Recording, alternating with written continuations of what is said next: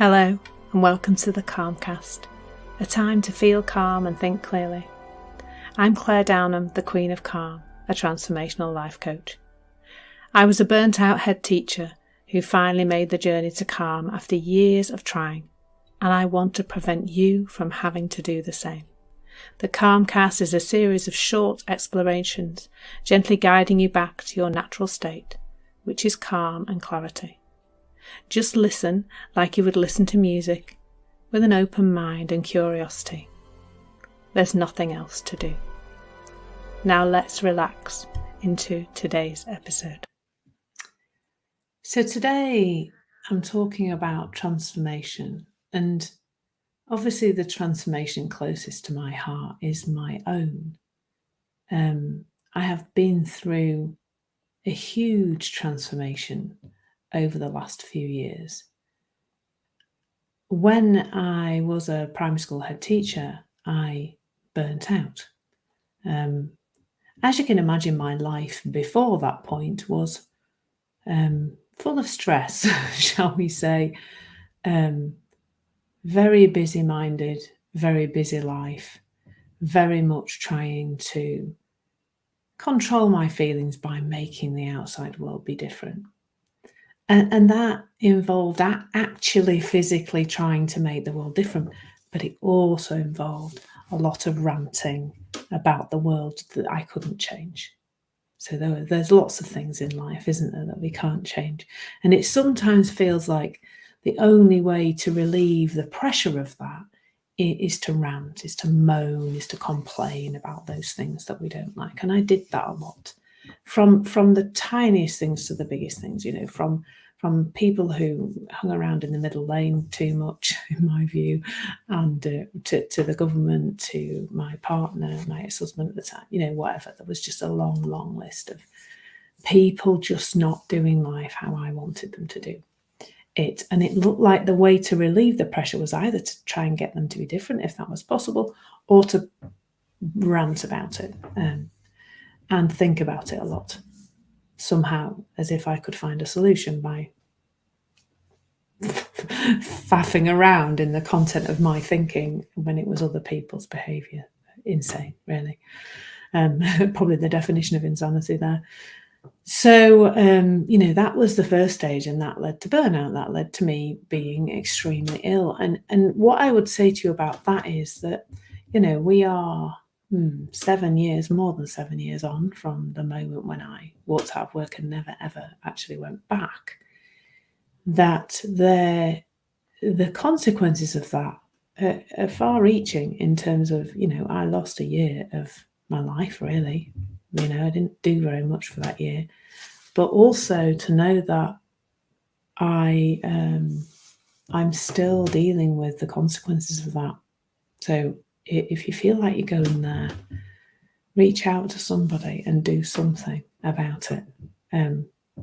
So I burnt out, and then I didn't work for a year. That year was a bit of a non-year, really.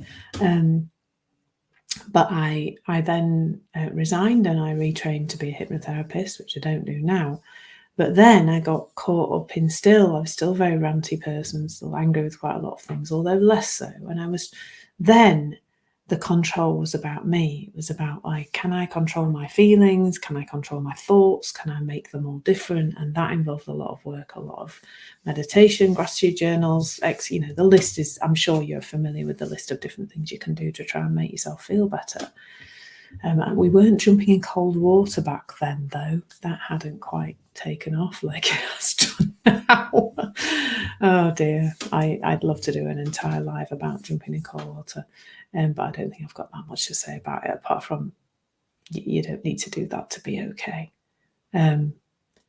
So I was on this journey of trying to transform the hard way. I think is probably the way, this session is called transformation. I was trying to transform the hard way by, hammering away at myself virtually to try and fix myself. And it was a lot of work. Spent a lot of money too on therapy and things. Inner child work was my main go-to. I did a lot of poking around in my past, looking at my childhood, crying and snotty, usually. Yeah, when your nose starts running when you're under hypnosis, nobody does anything about it, turns out. So, so you end up a mess. So I was doing lots and lots of different things, lots of self-development books, lots of stuff focused around productivity. And I still wasn't like, still a lot of things bothered me. A lot of things about myself bothered me. I mean, that's fundamentally something that's changed a lot. And I just wasn't in a brilliant place. It was all right, but lots of things still looked like they needed to change for me to be all right. Whether that was still the outside world, there's still quite a lot of that, or me, that I needed to change in some way for me to be okay. Like, it sounds really strange, that, doesn't it? But it really does. During this transformation, seeing that I don't actually have to be any different to how I am right now, no matter how I am, no matter whether I am happy, sad, upset, low mood, anxious, whatever it is, that I don't actually have to be any different for me to be okay. And the outside world really doesn't have to be either.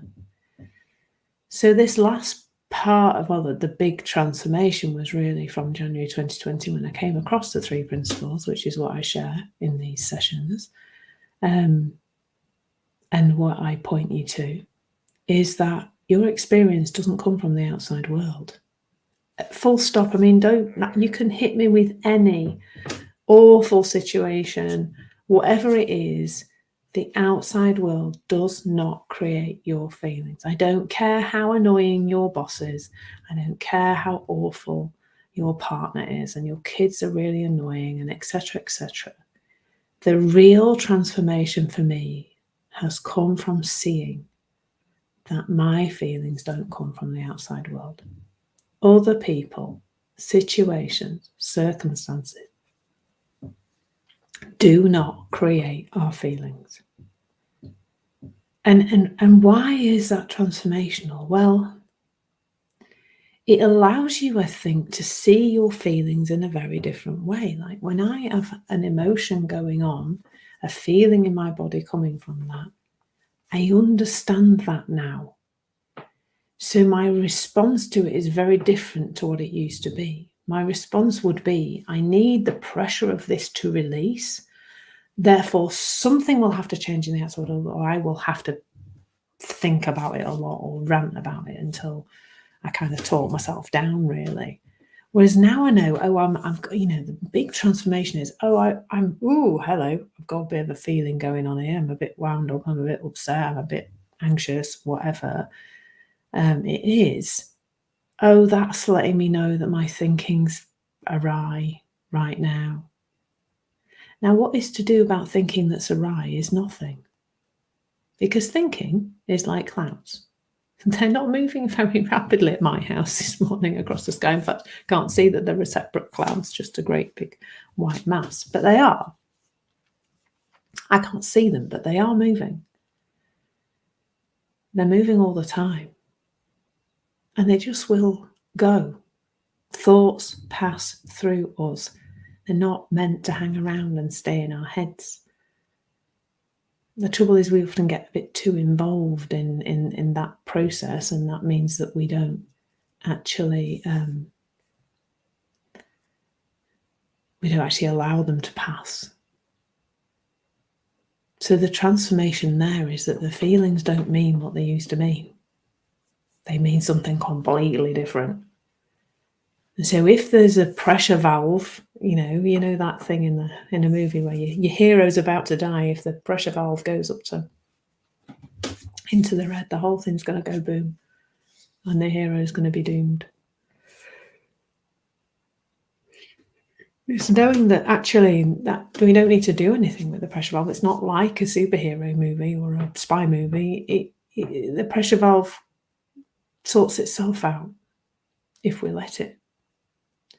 And for me, what that means in a physical sense is just a little bit of time and space, and the knowing. I think the knowing's important. I know My transformation is that I know now that it's going to happen. Like, I feel safe knowing that this resetting process will happen if I let it.